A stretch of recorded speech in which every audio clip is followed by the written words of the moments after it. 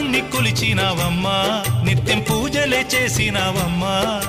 గూడు చెదిరిపాయ గుండెల విసిపాయ గూడు చెదిరిపాయ గుండెల విసిపాయ కొలిచిన రామయ్య కొండ దిగిరాడాయే వందనాలమ్మా అమ్మా వందనాలమ్మా